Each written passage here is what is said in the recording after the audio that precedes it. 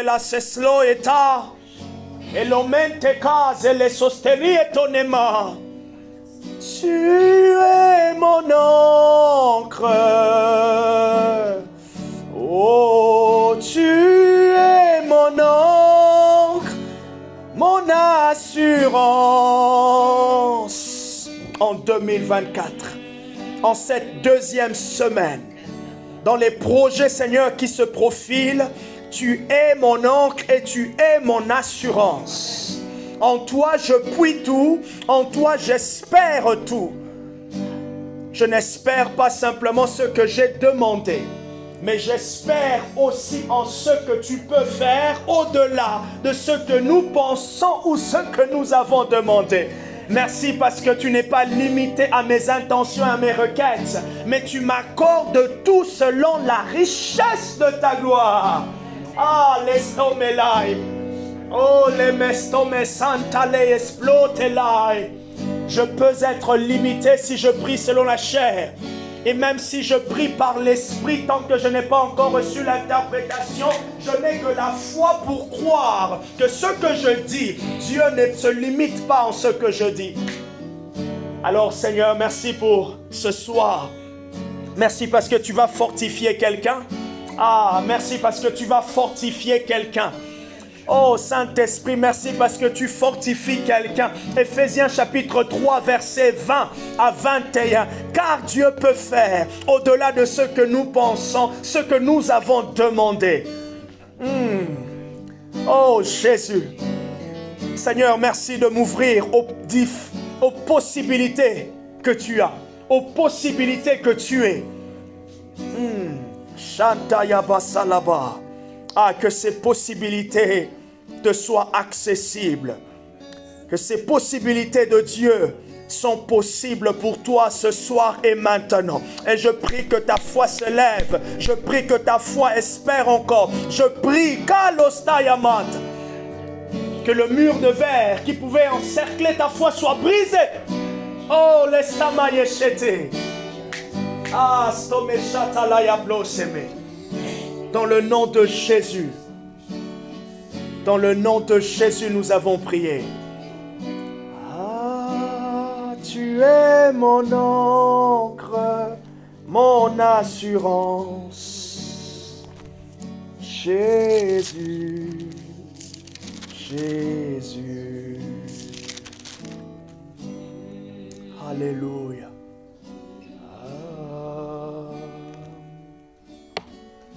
Jésus,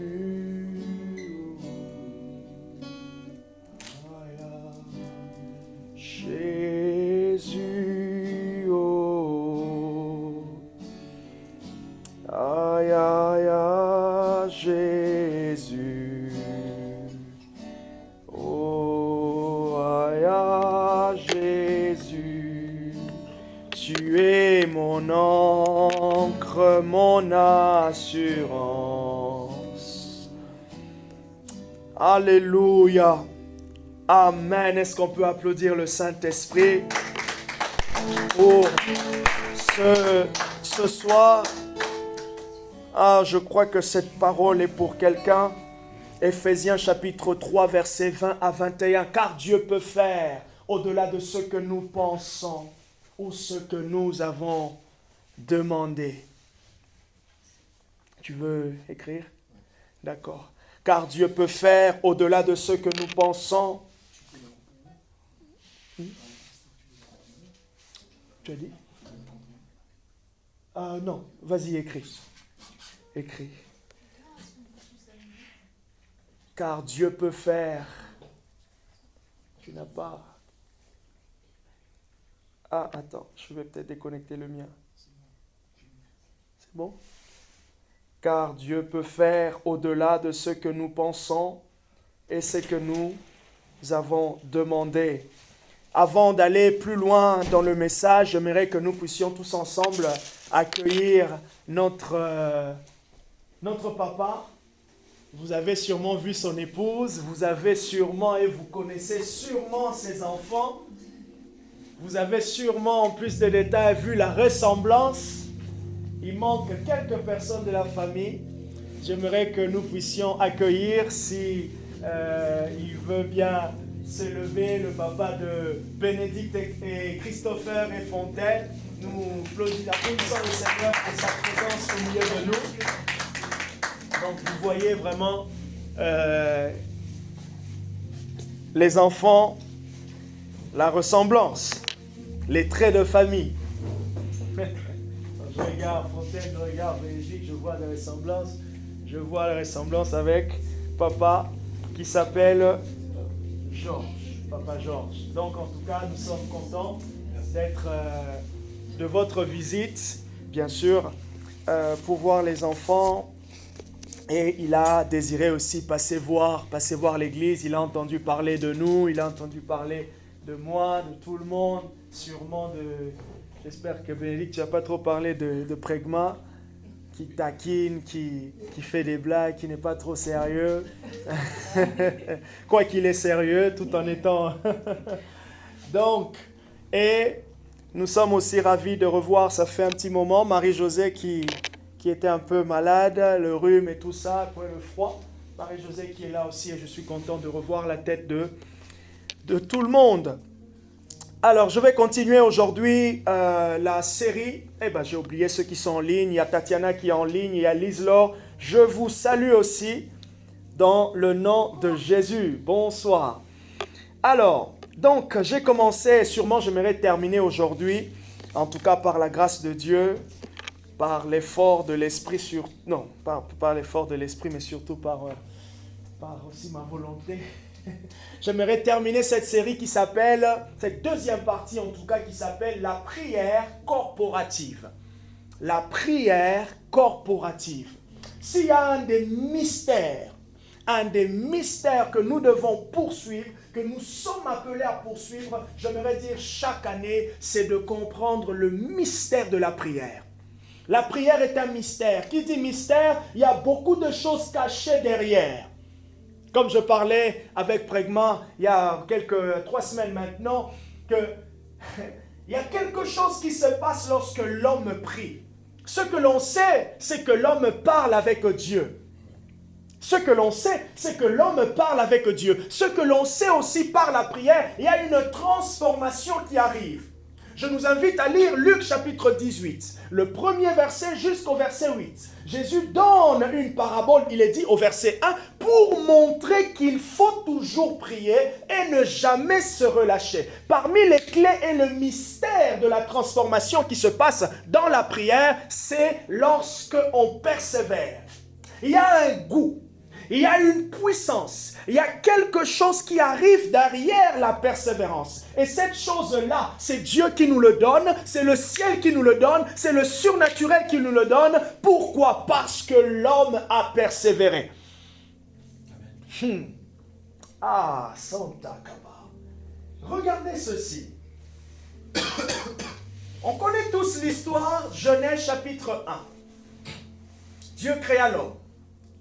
Ok? Créa l'homme à son image, ainsi de suite. Genèse chapitre 2. Qu'est-ce qui se passe? Il est dit, Dieu forma l'homme. Premièrement, il a créé. Deuxièmement, il a formé. Genèse chapitre 3, l'homme pêche. Ce que je veux dire ici en vous donnant cet exemple, dans le chapitre 3, qu'est-ce qui se passe? Le diable vient et il dit à Ève, est-ce que Dieu a dit ça? Et Ève prêtant l'oreille à l'accusateur, prêtant l'oreille à l'adversaire, tombe. En d'autres termes, ce que l'ennemi aime faire, c'est d'arrêter, ralentir notre course, en d'autres termes, ralentir notre persévérance dans l'obéissance des commandements de Dieu.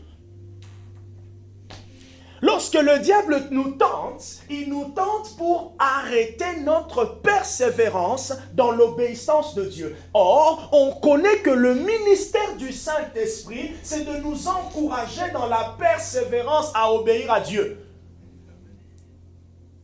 Et le Saint-Esprit ne nous le présente pas comme quelque chose de dur, quelque chose d'un fardeau. Parce que Jésus lui-même a dit, mon fardeau est léger. Oh, comment ça se... Attends. Tu l'as appelé un fardeau, mais pourquoi tu ajoutes l'adjectif léger? tu as dit que c'est un fardeau, mais pourquoi ce fardeau devient... tu as dit que c'est un fardeau, mais pourquoi lorsque ça sort de toi, Jésus, ce fardeau n'est plus lourd? C'est un fardeau léger. Mais lorsque ça vient de l'ennemi, ce fardeau est lourd. Oh, c'est pour cela Paul est venu et nous a présenté la grâce. Et Paul nous a dit, il y a un moyen de pouvoir œuvrer avec Dieu. Ça s'appelle collaborer avec la grâce. Ça s'appelle saisir les paroles et dire, je vais obéir. Non pas avec ma force. Zacharie chapitre 4, verset 6. Je vais obéir, non pas avec ma force, mais avec ton esprit. Oh, mais comment ça se passe? Tu es devenu une nouvelle créature. Les choses anciennes sont passées. Voici toutes choses sont devenues nouvelles. Il leur montra une parabole pour montrer qu'il faut toujours prier et ne jamais se relâcher. Toujours persévérer. Et la beauté, la construction, la puissance vient dans la persévérance. C'est pour cela même, le retour de Jésus est une attente persévérante. Le retour de Jésus est une attente persévérante. La vie chrétienne est une progression persévérante. Chaque jour, année après année, 30 ans, 32 ans, 42, 52, 62. Si ça, tu meurs à 62, oui, ta persévérance est arrivée jusqu'à 62, 75, 85, 90. Persévérante, pour montrer qu'il faut toujours persévérer et ne jamais se relâcher. Et il explique comment cette femme a pu obtenir quelque chose de la part du juge inique. Par la persévérance, tu obtiens. Par la persévérance, tu saisis. En réalité, la persévérance augmente ta conscience de ce qui est à ta disposition. La persévérance augmente ta conscience de ce qui est à ta disposition. Oh, cette phrase, c'est peut-être une phrase d'Instagram, ça. Ou de Facebook. Ta persévérance augmente la conscience de ce qui est à ta disposition. C'est facile de pouvoir perdre la conscience de ce qu'on a. Pourquoi? Lorsqu'on est distrait. Même en tant que, moi qui est professeur, à chaque fois que je parle, même quand je prêche comme ça, je peux sentir la tension. Acte chapitre 14, il nous est donné une histoire où il est dit que Paul était en train de prêcher et il a vu la foi. Et quand il a vu la foi, il y a des moments comme ça, comme dit Rodrigo ces derniers temps, des moments kairos, où tu sens la foi, où, comme on dit, tout s'est aligné. Et Paul a dit, lève-toi, ou voilà, il a dit, vas-y, il y a eu un miracle. Acte chapitre 14, verset 8, je crois. Il a vu la foi pendant qu'il était en train de prêcher. Parce que pendant que la parole de Dieu est déclarée, la parole de Dieu saisit les cœurs. La parole de Dieu crée l'environnement qui permet à tout un chacun de pouvoir saisir ce qui est dit. Parce que ce qui est dit est vérité. La parole de Dieu crée l'environnement. Or, nous savons tous que nous avons un héritage en Christ.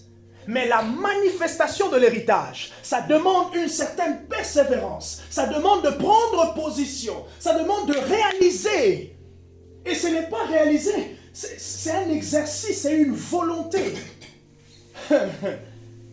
Comment quelqu'un peut dire que j'aurai le travail pendant qu'il est en train de chercher, il a toujours des refus et il reste positionné. Ça veut dire que ce qu'il voit dépasse, ce qu'il voit dépasse la réalité présente. C'est ça la foi, une ferme assurance de choses qu'on espère, une démonstration de celles qu'on ne voit pas. Et c'est pour cela, lorsqu'on se retrouve comme ça, ce qui est puissant, c'est que la portion de Rodrigo peut m'aider. La portion de la foi de Rodrigo, je ne sais pas ce que Rodrigo a fait avant de venir ici. Vous ne savez pas ce que j'ai fait avant de venir ici. Je parle en bien. J'ai peut-être doublé, j'ai pris un feu rouge, j'ai pris un radar, oui c'est possible. Mais vous ne savez pas Peut-être il a passé 2 heures à prier en langue. Il a passé un petit temps. Il était en jeûne. Il était en ceci. Il a dit à Dieu des choses. Et lorsque tu viens, le Dieu qui répond à lui, à sa prière, et qui répond à la tienne, te donne la portion. Jésus, il pouvait dire, c'est pour cela, là où 2 ou 3 sont assemblés en son nom, il est au milieu. Ce que Dieu aime faire au milieu de son église, notez-le, aimez ça, n'oubliez pas, Dieu est le Dieu de son peuple, Dieu est le Dieu de son église. Amen. Dieu ne sera jamais, il ne pourra jamais se séparer de son église. S'il y a un lieu où Dieu veut se révéler sa gloire, c'est au milieu des saints. Si j'ai même envie de dire, où il se bat, si j'ai envie, on peut ajouter, se battre pour révéler sa gloire, c'est dans son église. Donc, c'est sa volonté que son peuple le connaisse. C'est sa volonté qu'il se fasse connaître dans toute sa splendeur et sa gloire au milieu de son peuple. Et le Saint-Esprit vient élever celui qui est l'image du Dieu invisible, le premier-né de toute la création. Le premier d'entre les morts. Afin d'être tout en tous. Le premier en tout. Je vais essayer de racoler un peu Colossiens chapitre 1, versets 15 à 18. Il est l'image du Dieu invisible. Le premier-né de toute la création. Toutes choses ont été créées pour lui, par lui, et rien que pour lui. Rien que pour lui. Et le Saint-Esprit dit, au milieu de l'église, on va montrer Jésus. Parce que lorsqu'on voit Jésus, on voit l'amour du Père. Parce que Jésus a dit, personne ne m'a vu. Et manquait de comprendre la révélation du Père. Donc, de mieux en mieux, Christ est vu par le ministère de l'Esprit, la beauté de la Trinité. De mieux en mieux, de plus en plus, Christ est vu par le ministère de l'Esprit. De plus en plus, la connaissance du Père est éclairée. Éclairé dans l'Église. Saint-Esprit, je disais que je reviens. La prière corporative.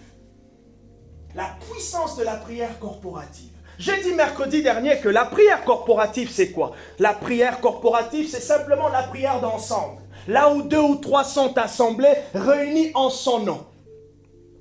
La prière corporative. Si on doit le mettre dans le contexte de nous en tant qu'Église WSM, c'est notre réunion de prière comme aujourd'hui. Le culte.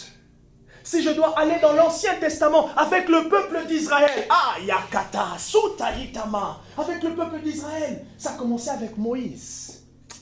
Mais j'aimerais encore rentrer, encore. Ça, je peux encore remonter jusqu'à Abraham. Dieu dit à Abraham, quitte ta patrie. Notez-le quelque part. Vous savez ce qui est puissant avec la prière?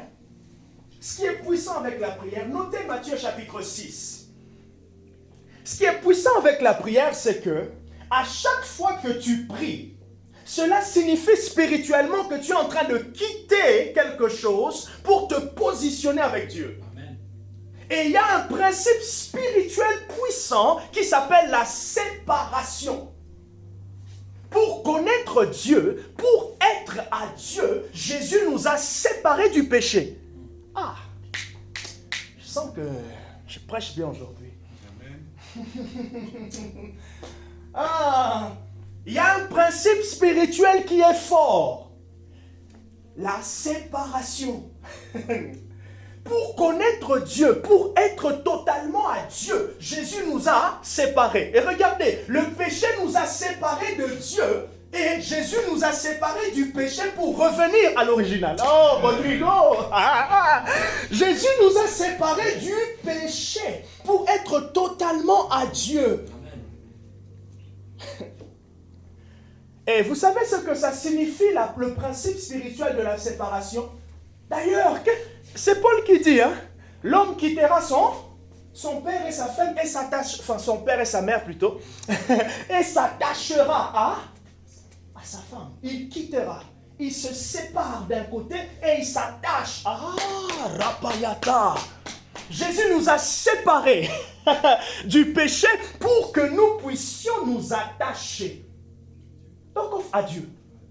Donc en fait, il a brisé la puissance de l'un pour augmenter la puissance à l'autre.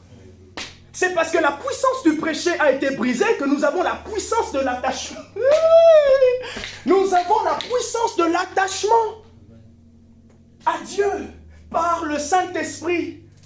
Ça, c'est maintenant possible. Ah Seigneur, j'aimerais que tu changes ta prière ce soir. Ne dis plus Seigneur, aide-moi à m'attacher à toi. Non, dis Seigneur, merci pour la puissance de l'attachement par le Saint-Esprit. Seigneur, merci pour la puissance, parce que cette puissance est disponible, parce que la croix est déjà disponible. Et d'ailleurs, tu as cru. Donc, tu ne peux plus prier pour quelque chose qui t'est déjà accès. Tu ne peux plus demander ce qui est déjà possible à l'instant même. Tu ne t'attends pas à la manifestation de la croix. Au fait, c'est juste que ta foi doit être élevée à la dimension, à la hauteur de ce qui est déjà possible au moment où tu es en train de prier. C'est ça l'exercice de la foi de nous tous. Nous élever à la hauteur de ce qui est disponible. Et ça demande apprendre à se séparer, apprendre à ne pas regarder aux événements, apprendre à... On voit les événements, oui, mais on fait comme Moïse avec le peuple d'Israël. Je viens dans l'Égypte et je te sors de l'Égypte pour t'emmener dans Canaan, là où tu vas voir la terre promise. Parce qu'en Égypte, tu vois tout, tu vois, c'est clair, c'est tac, tout est possible. Mais à Canaan, tu passes par le désert et tu passes par ce que tu ne vois pas. Mais il y a une seule chose que tu vois, c'est la parole que tu as entendue. Voilà pourquoi dans ce processus de la vie chrétienne, dans ce processus, j'arrive chérie, de la vie chrétienne, on s'attache à ce qu'on a entendu. Paul n'a pas dit, la foi est une ferme assurance, non pas Paul. Oh, Romains chapitre 1. Romains chapitre 10, verset 17. Oui, c'est Paul. Romains 10, 17.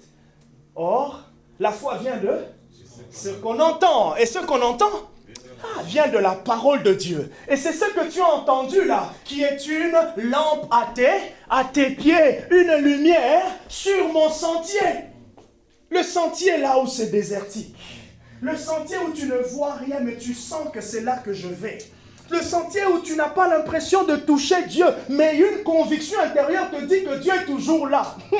Le sentier où tu sens que, c'est instable, mais c'est instable extérieurement, mais intérieurement, je sens que, il n'y a pas là, c'est la route.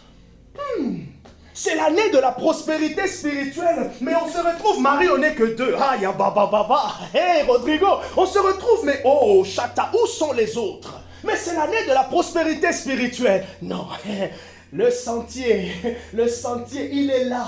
Le Dieu que nous servons, le Dieu qui nous a appelés. J'aime le Saint-Esprit. Est-ce que je fortifie quelqu'un ce soir? Amen.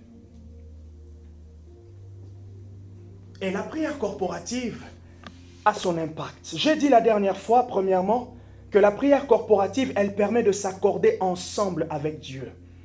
J'ai dit deuxièmement que la prière corporative permet de maintenir, de créer, de développer et d'affermir l'unité du corps de Christ. On va donner une parole bientôt, soit ce samedi ou ce dimanche à l'église, concernant un rêve que Marie a fait, concernant l'unité de l'église. Et je nous invite à écouter le message de Rodrigo sur l'unité, le mystère ou...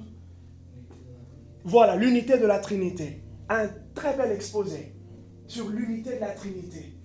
Et si le diable est venu casser Adam et Ève, c'est parce qu'il savait qu'ils étaient unis à la parole qu'ils ont entendue.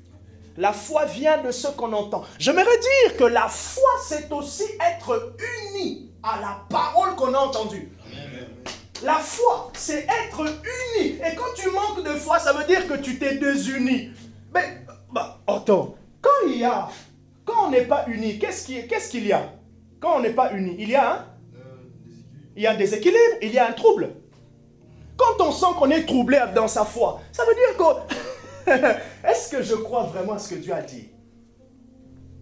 Vous voyez? Alors quand je dis que quand tu n'as pas la foi, enfin quand tu sens que de fois ta foi est en train de vaciller, dis-toi aussi simplement que c'est comme si tu es en train de perdre ton unité avec Dieu par rapport à ce qu'il a dit.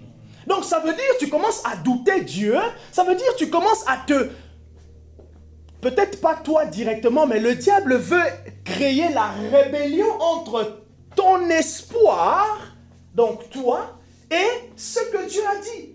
C'est ce qu'il a créé avec Ève. Donc il a commencé à détruire l'unité de Ève. Pourquoi est-ce que Dieu parle? Dieu parle pour maintenir l'unité de ton oreille avec lui. Dieu parle pour maintenir l'unité de ton entendement intérieur avec lui. Voilà pourquoi il te parle. Pour que ton entendement soit uni avec lui. Et à chaque fois que ton entendement est uni, ta foi est ferme et tu peux obéir facilement. Et à chaque fois que la rébellion, tu commences à partir, qu'est-ce qui va se faire? Tu commences à perdre un peu la stabilité. Et je dis aussi, troisièmement, que la prière corporative permet l'enracinement du corps entier en Christ par le témoignage de Christ. Nous sommes tous enracinés. Mais lorsqu'on se rejoint...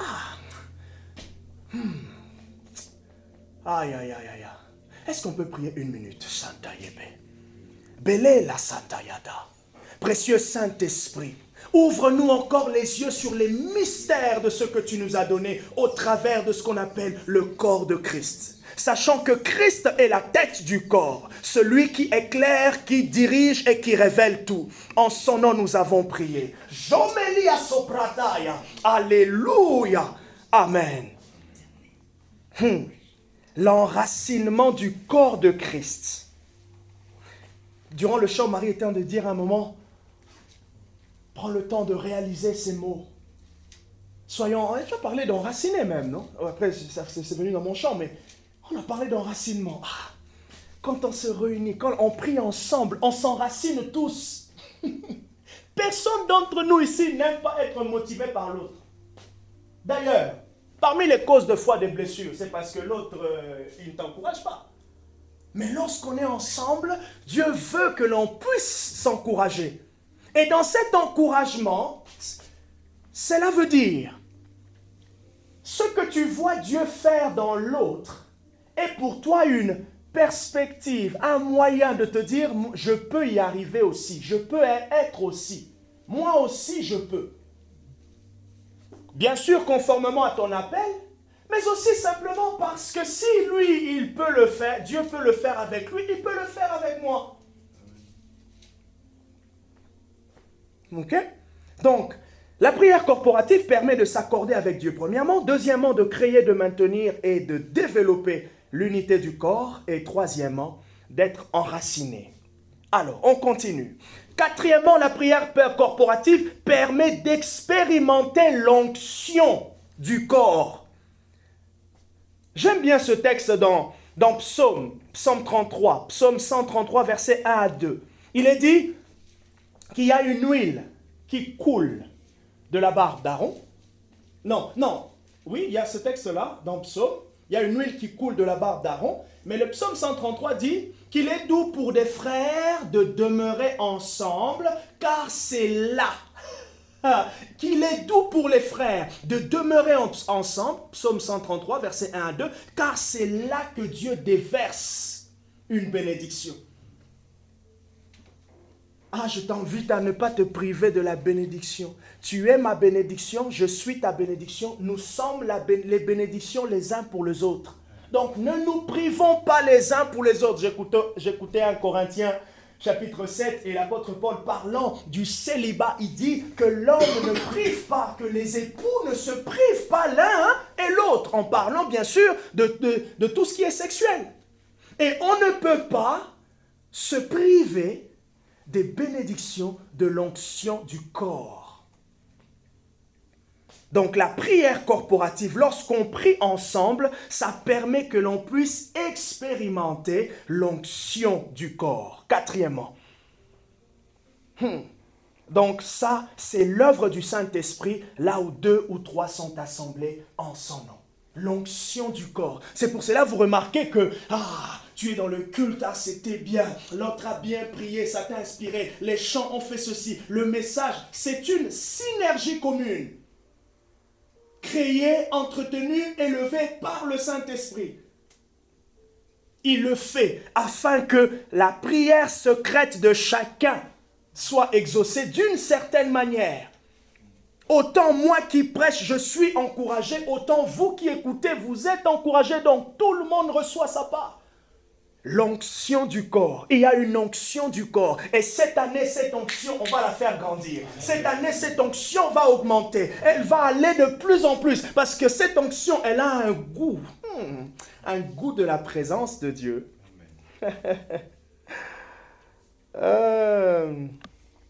Alléluia. Donc, j'étais au point 4. Au point 5. La prière corporative permet, j'aime bien celui-ci, elle permet de vivre des victoires communes et ainsi glorifier Dieu pour tous ses exploits. Ça, c'est lorsque, vous vous rappelez, en 2022, on a fait notre premier événement au mois de mars. Vous vous rappelez? Au mois de mars, on a fait le premier événement, il y avait Prégma, tout. C'était très bien passé. Juste après, on prévoyait de faire au mois de mai. La dame a refusé. Et qu'est-ce qui s'est passé? On a repoussé à une date ultérieure. On a commencé à chercher. Quand on a fait notre événement au mois de juin, il y avait encore Covid. Rodrigo, ils sont battus, mais Covid vous a gardé à la maison. Et vous vous rappelez quand on est sorti de l'événement du mois de juin, après qu'on ait fait notre réunion, on a commencé à prier ensemble pour trouver un local. On s'est dit maintenant, je pense que c'est important qu'on puisse trouver un local. On était dans une recherche active. On va dire, si on doit vraiment calculer, de manière vraiment active, ça nous a pris 1 mois et demi. À peine. À peine. Non, même pas 1 mois et demi. 1 mois. À peine 1 mois. À peine 1 mois. L'intention commune. C'est pour cela. Notez ce passage, sûrement, je vous l'ai donné la dernière fois. Actes chapitre 1, verset 12 à 14. Actes chapitre 1, verset 12 à 14 nous donne l'exemple des disciples qui, tous d'un commun accord, ils étaient en train de prier. Marie, tu vois un peu comment c'est beau ce que Dieu t'a donné. Actes chapitre 1, verset 14. Tous d'un commun accord, ils étaient en train de prier. Dieu. Ils étaient en train de prier concernant la promesse de Jésus. Mais ils priaient pour une promesse. La promesse, ils ne savent pas quand. Je vais fortifier quelqu'un encore. Une parenthèse, j'ouvre et je ferme. Rapidement. Il est dit, dans Actes chapitre 1, le verset 4, que Christ leur dit aux disciples, dans peu de temps, vous allez être baptisés dans l'Esprit. Et Actes chapitre 2, Luc nous dit qu'il y a eu environ 10 jours. Lorsque la Pentecôte, l'Esprit est descendu.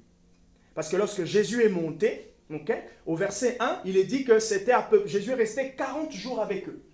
Donc, on peut dire que c'est au 40e jour qu'il est parti. Et la Pentecôte arrive 50 jours après la fête des tabernacles. Donc, 10 jours après le départ de Jésus, l'ascension de Jésus, l'Esprit descend. Et remarquez en fait que Christ dit dans peu de jours. Il ne leur dit pas dans 10 jours vous allez recevoir l'Esprit. Pendant que j'étais en train de prier, le Saint-Esprit m'a fortifié moi-même en me disant, Jean-Marc, dans peu de temps, tu peux avoir telle chose. Mais ce peu de temps peut être 1 mois.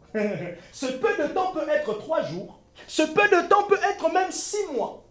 Mais je me suis posé la question, qu'est-ce que c'est que 6 mois dans la présence de Dieu, lorsque Dieu lui-même dit que 1000 ans est comme un jour. Qu'est-ce que c'est que 6 ans d'attente lorsque la Bible me dit que 1000 ans est comme un jour?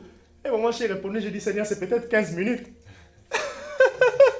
Et c'est là que j'ai compris que, dans peu de temps, il y a des choses qui se passent. Toi, persévère simplement. S'il a dit dans peu de temps, c'est que des fois tu es en train de trouver que 6 mois c'est long, 1 an c'est long, et pourtant devant Dieu, en fait c'est comme si c'était dans 5 minutes là qu'il est en train de te donner. Vous voyez, dans peu de temps. Et quand on a commencé à prier, on s'est vu une fois, on est allé, c'était au mois de juillet, là vers le 10-15 juillet, on se balade là vers, à côté là en plus, là, 2001 là. On visite un truc, bon c'était vraiment très bien, mais on devait faire des travaux et tout ça, on s'est dit non. C'était pas bien. Bon, en tout cas on devait faire des travaux, beaucoup de choses. On s'est dit on va encore mettre de l'argent et tout, non. Et moi je continue à chercher, j'ai même vu en fait cette salle. J'avais vu ça, mais le prix, je me dis, est-ce qu'on va s'engager dans ça? 2 jours après qu'on est à 2001, on va vers Poitiers Sud, là. C'est ça, hein? Poitiers Sud. Le Poitiers Sud, là. Fontaine-le-Comte, là. On visite une salle aussi là-bas. Bon, c'était aussi bien. Propre et tout ça, un peu plus petit qu'ici. On réfléchit. On a essayé de regarder. On a discuté entre les responsables. Bon, on attend, on persévère. Et Rodrigo m'envoie un certain 27 ou 28 comme ça, juillet, regarde. Jean-Marc, regarde un peu ça, si ça t'intéresse, écoute ça. J'ai regardé, j'appelle quand même. Le monsieur me dit, venez le lendemain, mais venez le lendemain parce que moi, la semaine prochaine, je suis en vacances. J'ai dit, bon, on va y aller. On arrive avec Rodrigo, on rentre ici, on voit, c'est beau. On sort, on se dit, ça peut le faire. Ça peut le faire si on décide de le prendre. Et on l'a pris. La caisse n'était pas non plus... Elon Musk n'était pas passé, hein. Mais la caisse divine. La caisse divine, c'est la caisse de la foi. La caisse divine, c'est la caisse de... J'ai entendu. J'ai entendu, mais aussi le discernement des temps. Le discernement des temps. Je m'aimerais dire quelque chose. Il y a des choses, ça va arriver dans ta vie. Même toi, tu te dis après le recul, en fait, je n'étais pas prêt. Je n'étais pas prêt, mais puisque c'était le temps, le temps de Dieu dispose toutes choses. C'est pour cela Dieu fait chaque chose bonne en son temps.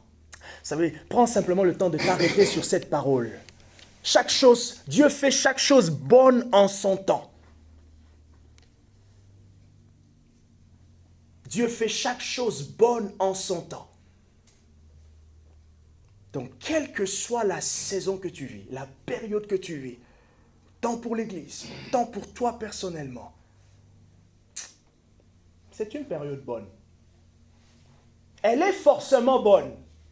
Je ne la vois peut-être pas bonne maintenant, mais je la verrai bonne demain. Amen. J'ai dit, quatrièmement, que la prière corporative permet d'expérimenter l'onction du corps. Cinquièmement, la prière corporative permet de vivre des victoires communes.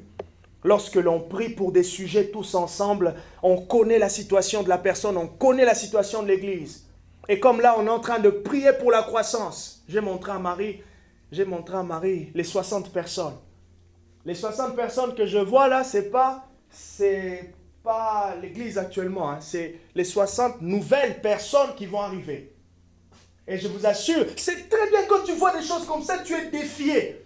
On se retrouve à 3, 4, tu te dis, on va à l'évangélisation, tu ne sais pas trop comment, mais tu reviens à genoux, tu dis, Seigneur, fortifie même moi. Fortifie-moi Jésus, parce que sinon je ne veux pas y croire.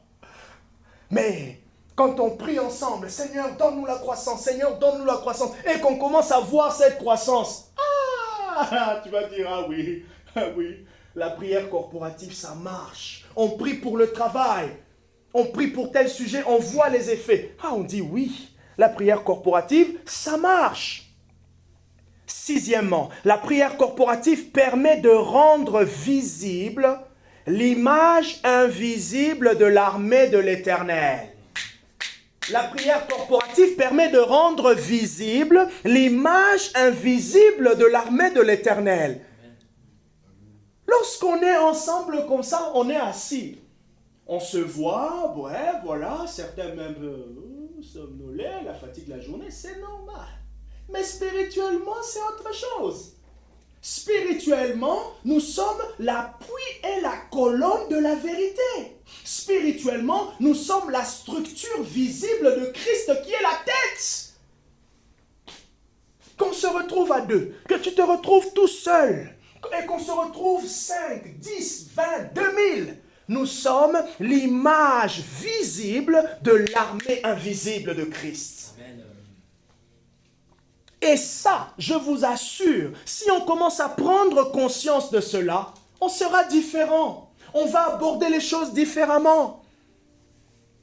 J'entendais le témoignage d'un monsieur qui s'appelle Ramirez. J'ai oublié son prénom.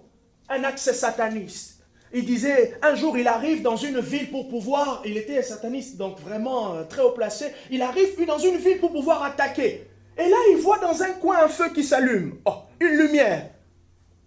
Il s'approche et tout, et il dit, quand je me suis rapproché, mais je ne me suis pas rapproché à peu près parce que le feu il était quand même, il ne fallait pas que je me rapproche trop parce que ça allait j'allais me choper quoi.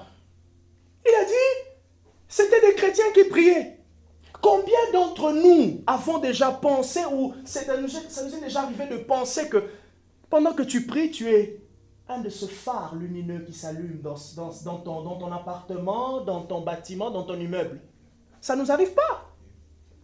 Oui, deux fois, oui, ça nous arrive aussi.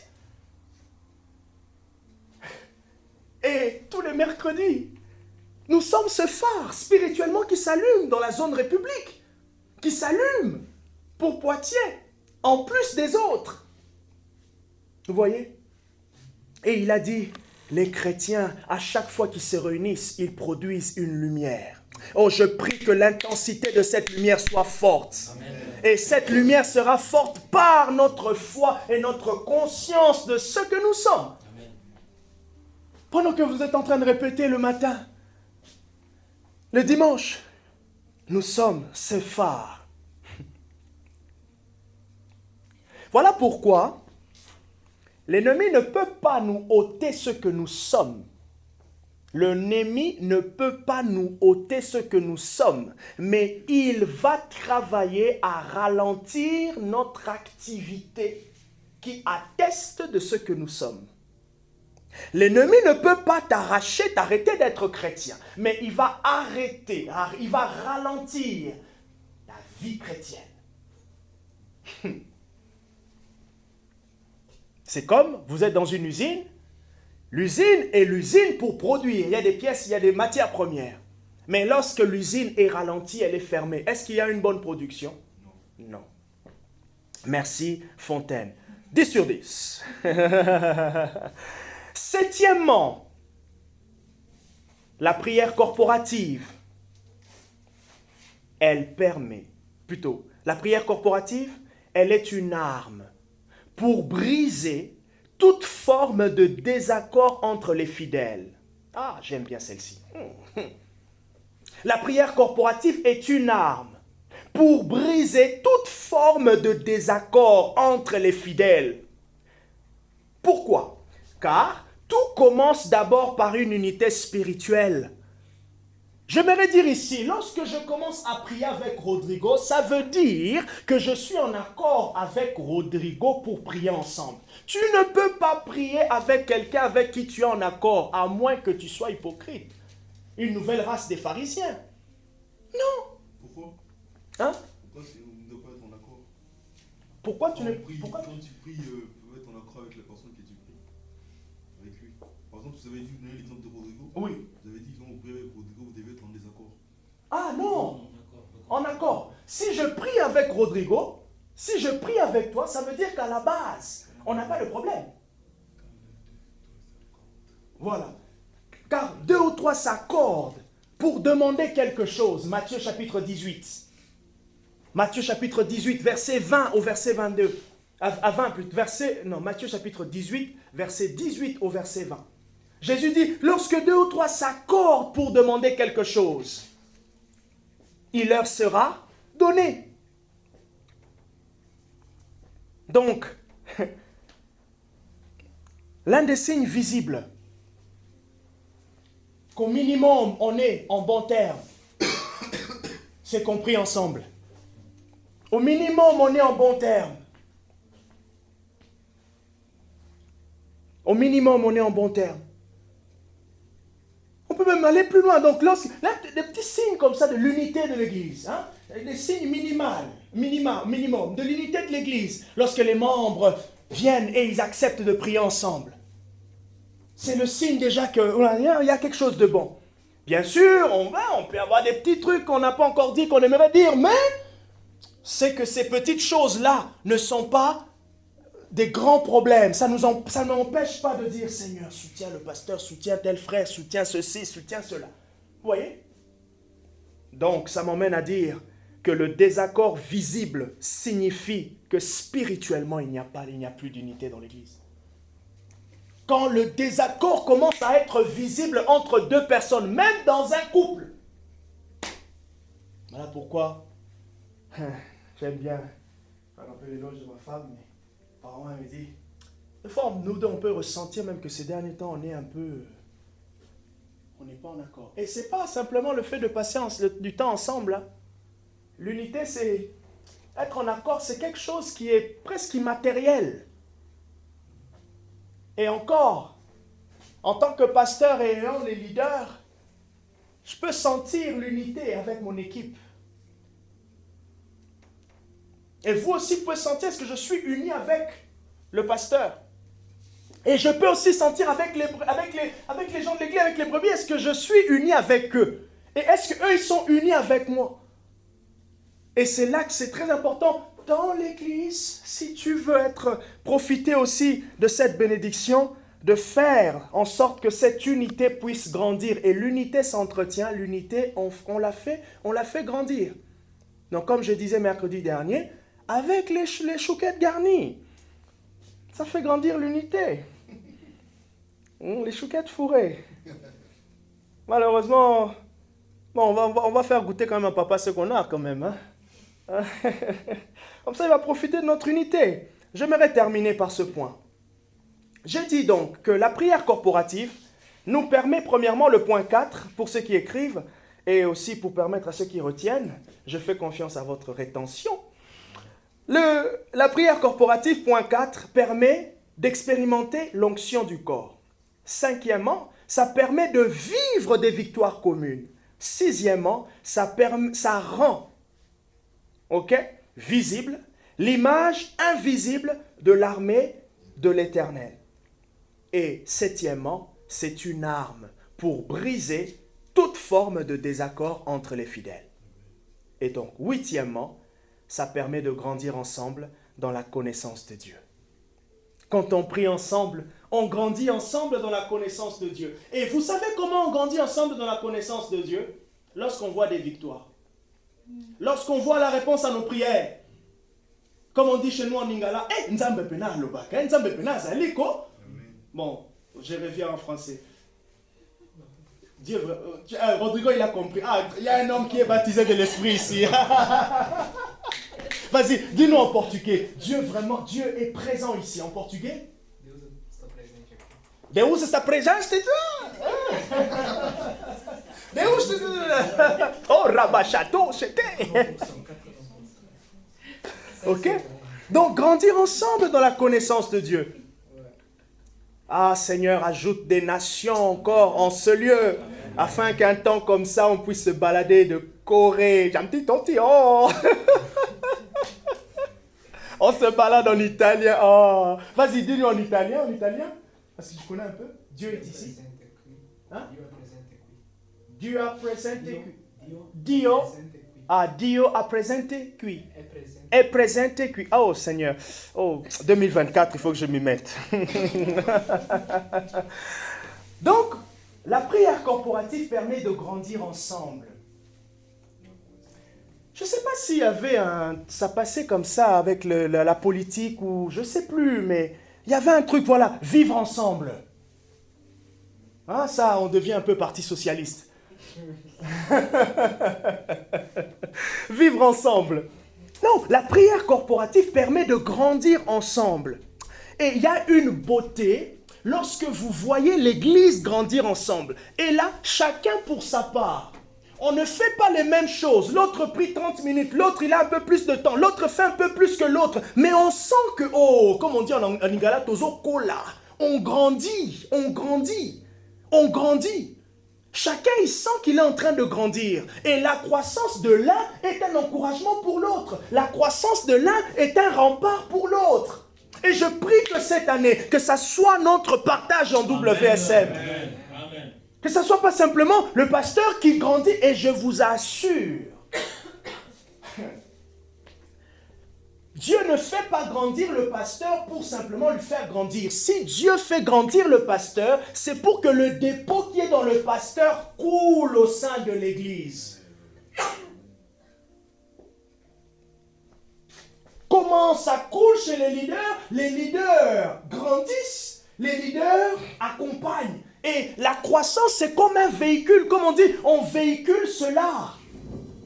Tu peux véhiculer ta croissance à l'autre. Influencer, permettre à l'autre de prendre goût.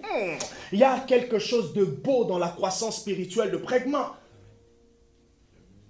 Et tu te dis, moi aussi, moi aussi, moi aussi, moi aussi. Est-ce que tu peux dire moi aussi? Moi aussi aujourd'hui, moi aussi maintenant, je vais grandir en Dieu avec les autres. Prends quelques secondes et remercie le Seigneur pour ce message. Mela sonte bele shayaba.